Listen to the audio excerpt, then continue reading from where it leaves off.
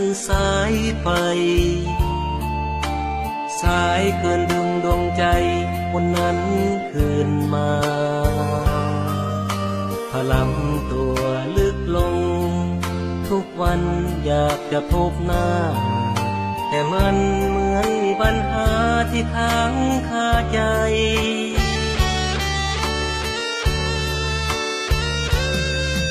นับวันเรามีสัมพันธ์อันแนบสนิท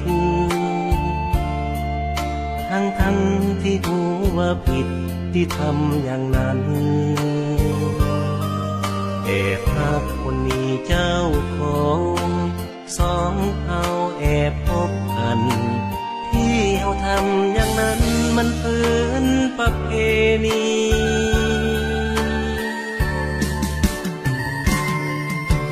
แสนเศร้าฮักเป็นลองหนึ่งหญิงสองชายคิดจะเลือกคนใดควรบอกให้รู้จะยอมคืนให้เขาไปเจ็บซ้ำเพียงใดก็ทนสู้ขอเพียงบอกให้หูแล้วจะไป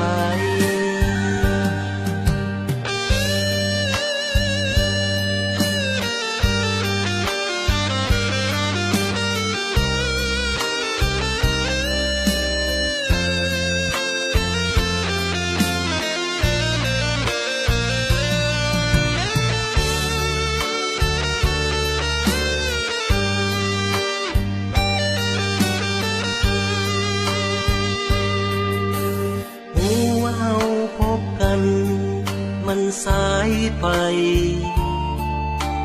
สายเกินดึงดวงใจวันนั้นคืนมาพลังตัวลึกลงทุกวันอยากจะพบหน้า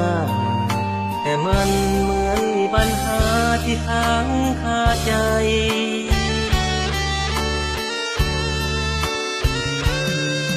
นับวันเรามีสัมพันธ์อันแนบสนิท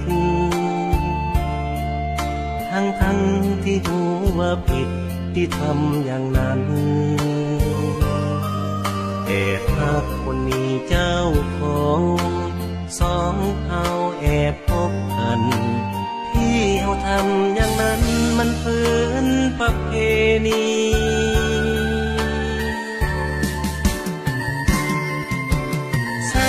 เศร้าฮักเป็นลองหนึ่งหญิงสองชาย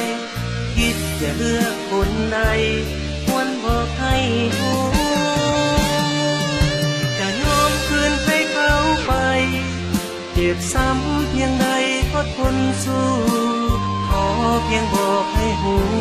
แล้วจะไป